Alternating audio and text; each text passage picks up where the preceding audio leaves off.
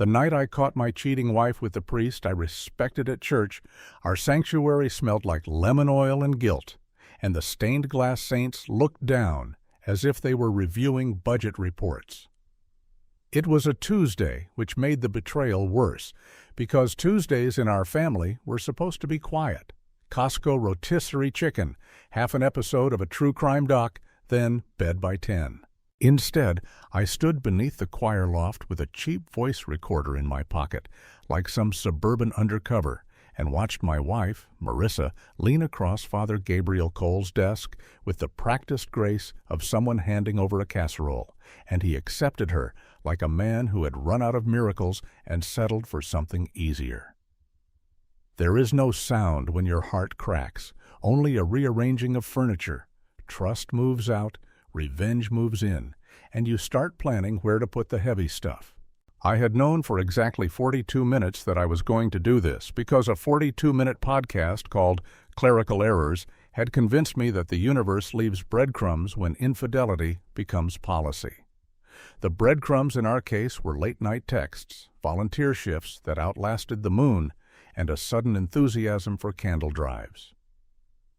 My wife's phone lit up that evening with a contact labeled G, and when I asked who G was, she said, God, and laughed too fast. We used to laugh slow together. We used to stack laughter like pancakes until Saturdays turned sweet. The last few months, it had been a slow drip kind of marriage, toxic love steeped too long, bitter at the bottom. I followed her to the parish office after she announced she had to inventory the hymnals, a phrase so innocent I almost felt bad setting my phone to record. The door was cracked just enough to watch my future walk out on me wearing a black collar and a practiced smile. He had the smile of a man who'd officiated dozens of weddings and figured he might as well try the buffet. In that tiny office, I saw a cathedral of betrayal rise and take shape, her palm flat on his chest, his hand at the back of her neck. Two people rewriting my family while our church directory still listed us under young couples. I pressed the recorder and, as if on cue, the organ down the hall coughed out a wrong note, like the building itself was trying to clear its throat before telling the truth. People say the instant you catch your cheating wife, something in you dies. In my case, something was born, a narrator who speaks in courtrooms, on podcasts, and in church basements with a pot of bad coffee and a folding chair. He speaks in complete sentences and keeps receipts. He knows about revenge but prefers revealing. He believes you cannot fix rot with a scented candle. The saints in the glass didn't blink when Marissa said, "We can't keep doing this." Not the way someone refuses, but the way someone orders one last drink. Father Cole, who had baptized our son and prayed at my mother's bedside, promised her a future packaged like absolution. He told her God understood love, as if God were a romantic who wrote Hallmark cards instead of commandments. Their theology felt less like grace and more like a loophole with candles. It would be cleaner if I told you I stormed in, righteous as a drumline, and raised my voice until the rafters shook. But the truth is, I stood still, a congregation of one, and took a shaky video that made the room look like it was underwater. I wanted evidence, not drama.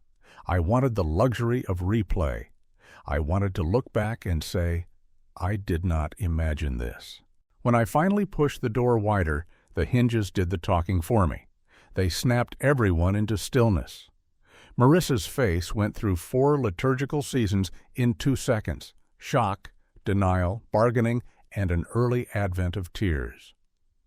Father Cole reached for the nearest symbol, a cross on the wall, as if he could hide behind it like a podium.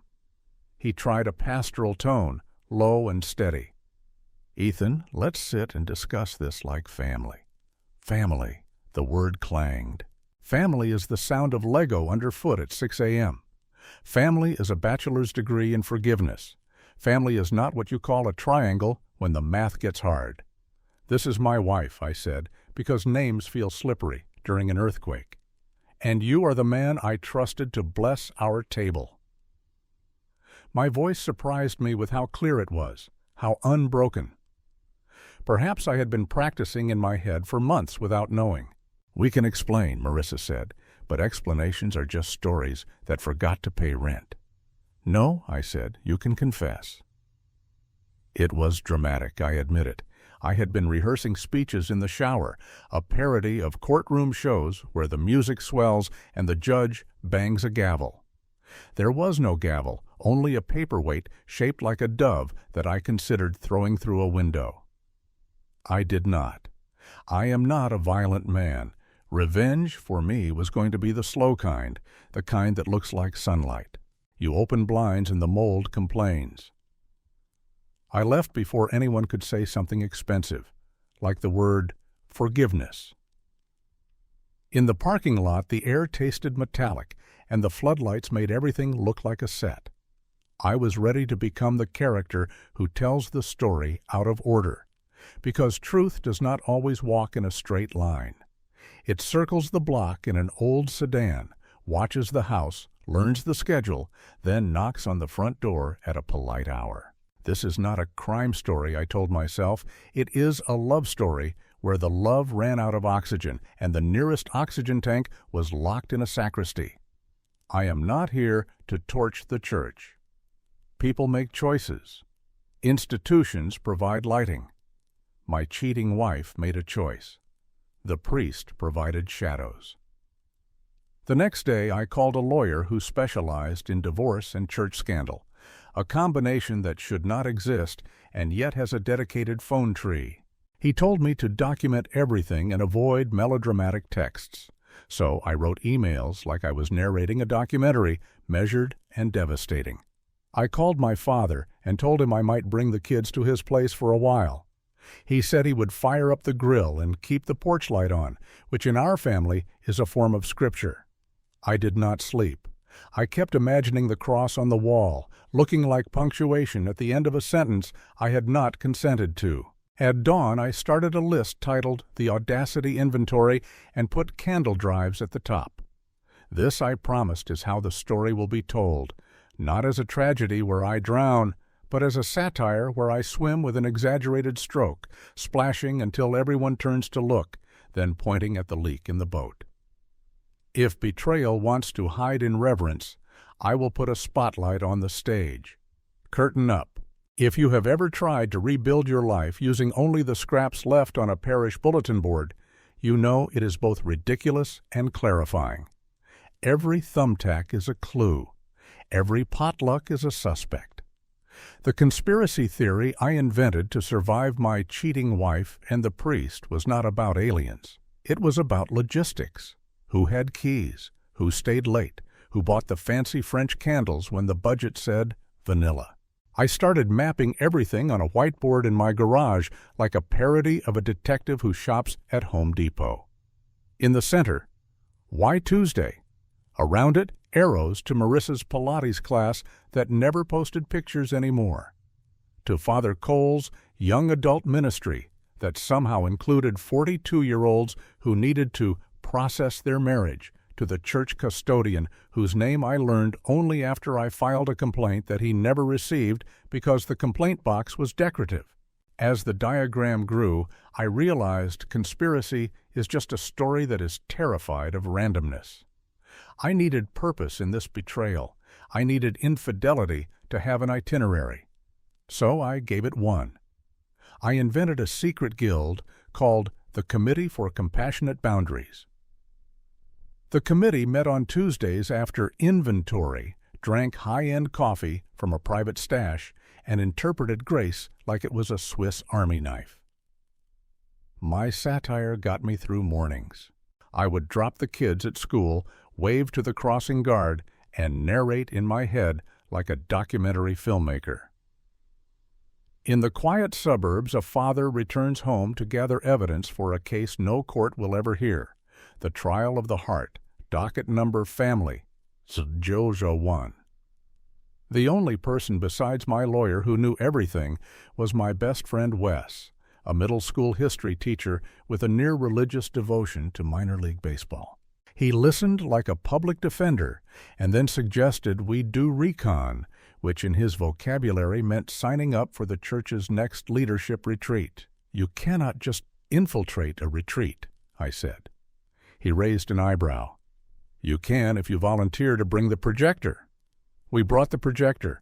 We also brought a cooler full of seltzer and a notebook labeled Budget Queries that Wes said would get us into any conversation without suspicion because bored people love line items. The retreat was at a lake house owned by a donor who believed God liked cedar plank siding. I spent the first hour in a small group about accountability and spiritual health, which, when led by men who are terrified of silence, becomes a competition to see who can confess the most boring sin. I said I was impatient in traffic. A deacon said he oversalted his food. A seminarian admitted he scrolled headlines during homilies. No one said, "I kissed the wife of a guy who buys script cards at Christmas." Meanwhile, Wes drifted the way people who know how to read a room drift, and by lunchtime he had a complete mental inventory of who had keys to the parish offices, who handled after-hours requests, and who always insisted on checking the campus one last time after events.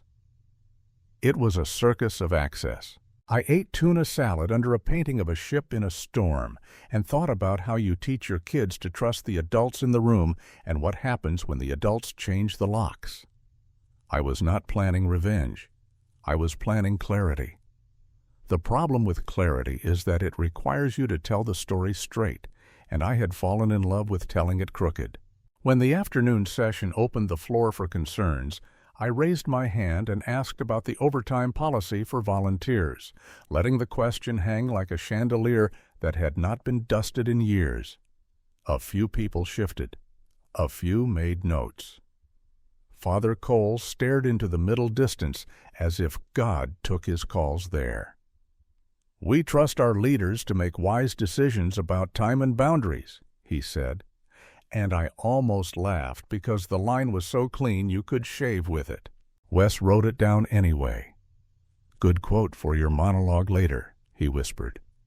On the drive home, we invented a mock podcast episode called Parish Noir, complete with old-time radio stings. The ushers knew the exits, I said in my best narrator voice, but only one man knew where the light switches were. It was ridiculous, and it kept me from crying. Grief needs oxygen, and jokes are a kind of air. Back in my garage, I put new lines on the whiteboard. I added timestamps. I found a pattern so neat it might as well have been choreographed. Tuesday evenings, Marissa left at 6. Tuesday evenings, the security camera at the church glitched to at 6:22 p.m. Tuesday evenings, Father Cole's car moved from his usual spot near the rectory to the side lot by the maintenance door. The camera glitch was the key I had not known I was looking for. When I called the company as a concerned parishioner, they told me the outages were caused by manual maintenance mode, which struck me as the liturgical version of nothing to see here. I was building something now, not a lawsuit, not yet, but a story with enough gravity that when I told it to the Board of Trustees, it would pull chairs across the room. You do not beat a priest by yelling in a hallway. You beat him by speaking calmly at a long table with excellent minutes. The board met once a month. 3 rows of folding tables and a pitcher of water that makes everyone pour, as if volume equals virtue. I waited until they reached new business. Hands sweaty, voice steady, I said my piece, not as the aggrieved husband, but as a member of a family harmed by leadership failure and a culture of winks. I did not show the video. I cited patterns. I cited texts. I quoted the line about boundaries. I said the word infidelity once and let it land. Then I said cheating wife, because sometimes you have to name the shape of the room before anyone admits they are standing in it. I watched eyes flit to the cross on the wall as if it might instruct them how to vote. They tabled it, of course. Institutions table earthquakes. But earthquakes keep happening while the table shakes. That night, when I told Marissa I had spoken to the board, she laughed, and then she cried, and then she asked if we could talk privately for the sake of the children, for the sake of family, for the sake of the Tuesday chicken that would now go uneaten. I said we could talk with a counselor. She said we could talk with Father Cole. I said we already had. I have not told you about the confessional because I did not think you would believe me. The week after the board meeting, I sat in the old wooden booth in the back hallway where the carpet still retained the ghost of a color, and I spoke to the lattice. I had not been to confession in years, and I did not go for absolution. I went because I wanted a record. I wanted to tell the truth somewhere that claimed to archive it. The priest on the other side was not Cole. It was Father Brennan, a man whose sermons were practical as a grocery list and who had the gift of nodding without judgment. I told him the story out of order. I told him about Tuesday, and then about our first date 12 years ago when Marissa ordered a milkshake and made fun of my salad. I told him about our son's Lego that I stepped on the morning after everything broke, and how the pain was honest. I told him about the security camera glitch and the boardroom silence. I told him I was planning to leave. I used the words betrayal and revenge and toxic love and family because I needed them all to sit at the same table. Father Brennan said almost nothing. The booth was warm and narrow and smelled like varnish and breath mints. When I stepped out, the hallway clock said 9:15. When I walked into the parking lot, it was day, and my phone thought 12 hours had passed. Either the clock was broken or grief is a time machine with a bad mechanic. I drove home in noon light with morning in my throat. At the kitchen table, I started writing the story as if I were inside a courtroom where the jury was made of ushers. I wrote like a historian who believes memories are oral economies and that saying something out loud makes it less expensive to keep. I wrote until the language stopped trying to be polite. I wrote until I could use the word cheating without apologizing to the furniture. A week later, the diocese sent a letter informing parishioners that Father Cole would be on sabbatical for renewal and reflection. Translation: a soft landing in a hard season. The board launched an internal review whose parameters were smaller than a shoebox. I hired a private therapist and sat in her office beneath a print of a river that looked like forgiveness if you squinted. She asked me what I wanted my children to remember about this time. I said I wanted them to remember that when the adults lied, someone told the truth quietly. I said I wanted them to know that love is not a ceremony, it is a practice, and in our house the practice had failed inspection. She asked me if I still loved my wife. I said I loved the version of her who did not keep Tuesdays, the version who could laugh slow. I asked her if revenge was a dirty word. She said revenge is a shape grief takes when it is tired of being quiet. What shape does your grief want to be? She asked. Light, I said without thinking. It wants to be light. That Sunday, I took the kids to a different church, a small place where the pastor wore a denim jacket and preached like a high school teacher who loved metaphors. After the service, he handed out cinnamon rolls, and no one asked for a donation. We drove home with frosting on our sleeves, and I didn't realize until later that I had laughed in the parking lot, actually laughed, not the hollow kind, but the kind that builds muscle in your ribs. The settlement talks began. The lawyer for the diocese used the words misunderstanding and overlap, which felt like describing a house fire as an overly ambitious candle. My lawyer said we would file if they tried to file us into silence. Marissa asked for another chance. I asked what that meant specifically. She said we could reset. I said you cannot reset a clock that bends time. She said she was ashamed. I said shame is a poor architect, but a decent demolition crew. We did not raise our voices. We did not break plates. We made lists about custody and soccer practice schedules and who would keep the air fryer. We were two people whose love had been outsourced to a hallway and returned damaged. At night, when the house was quiet, I could still hear the hinge on the parish office door. It sounded like a violin clearing its throat before a solo. I imagined the saints in the stained glass blinking at last, filing a statement for the record. Revenge in the end looked like this. I stood in a town hall meeting at the church gymnasium where the floor still smelled like wax and childhood, and I read a statement that used no adjectives. I told the story like a tax form, numbers and dates and transactions, because betrayal hides best in poetry. I said my wife's name once, my own name twice, and the priest's title exactly as many times as was necessary to keep the room's spine straight. I did not show the video. I did not perform. I trusted the light. When I finished, the room did nothing for a full 5 seconds, which is a long time to do nothing. Then the chair of the board, a woman who ran a landscaping company and had forearms like honesty, thanked me and said the diocese would expand the investigation. People left in quiet clumps, the way people leave funerals when they are unsure whether the deceased was a saint. In the weeks that followed, I learned that truth moves like water. It finds cracks. Parents whispered in parking lots.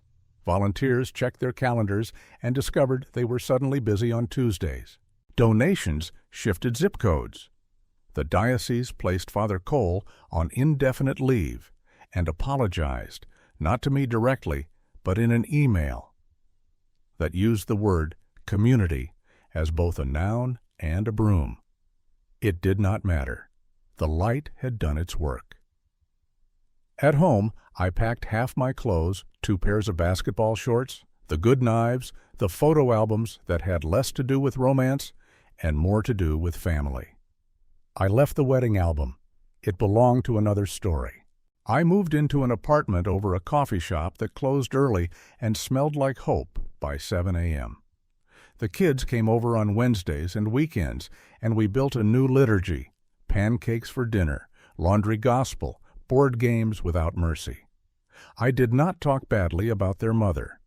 I said adults make mistakes, and then they make choices about those mistakes, and the choices are how we count time. I started running again, not the kind of running that looks like punishment, but the kind that feels like returning a library book you kept too long. On mile 3, I would think the word infidelity, and it would echo less.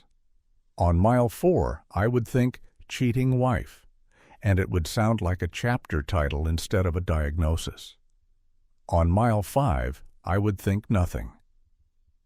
The divorce moved forward like a grocery cart with a wobbly wheel. There were forms and notaries and signatures that drifted like small boats.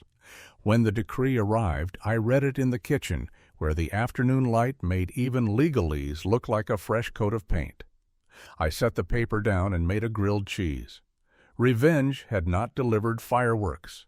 It had delivered a clean sink. The final time I saw Father Cole was at the grocery store, aisle 7, breakfast cereal. He looked like a man trying to figure out whether repentance came with a coupon. He stepped toward me and stopped, then said he was sorry, that he had failed me, that the collar did not excuse what the man had done. I nodded, because forgiveness is not approval. It is a release of interest. I am not your creditor, I said. You do not owe me a story where you become the hero. He blinked. People expect you to hand them a narrative with their apology. I had none to spare. Outside, the day was bright enough to make squinting feel like a decision. I got in my car, and for the first time since Tuesday became a town in my head. I did not think about the parish office. I thought about the kids, their soccer cleats always migrating under seats like rodents. I thought about the apartment above the coffee shop, and the way the barista wrote my name with an unnecessary flourish that felt like an invitation. I thought about family and what shape it makes when you stop insisting it be a triangle. Months later, I recorded the story with Wes for a podcast episode we released under a pseudonym, not to ruin anyone, but to give language to people who were still whispering in parking lots. We told it crooked and straight, satire braided with fact, because that is how memory persuades. We said betrayal and cheating and infidelity and toxic love and revenge, not as keywords, but as the components of a machine that had run in our lives and that we had finally unplugged. Listeners wrote in from places that smelled like lemon oil and from places that smelled like nothing. They said the saints in their windows had watched similar scenes. They said their Tuesdays had also learned to lie. They said thank you for the light. If you are waiting for a moral, it is this: bright revenge is not about their downfall. It is about your sunrise. It is turning on every lamp in the house and opening the blinds and letting the dusty mess be seen until it stops pretending to be furniture.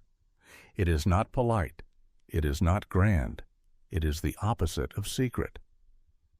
I am the man who walked into a church office and watched his marriage end under fluorescent bulbs. I am the man who left the video on his phone and used his voice instead. I am the father who set the table for 2 laughing kids and learned to cook eggs the way they actually liked them, not the way I imagined they would. I am the narrator who speaks in courtrooms and gymnasiums and sometimes in coffee shops when the line is long. I am the husband of a woman who is no longer my wife, the priest's former penitent, a member of a community with more light than it knew how to use. And if you are asking whether the saints ever blinked, I will tell you this. One Tuesday afternoon, months later, I walked back into that sanctuary, and the glass was different, though nothing had changed. The colors were louder, the faces were less sure. I sat in the last pew and let the sunlight argue with the dust until the dust won. Then I stood up, walked outside, and did not look back.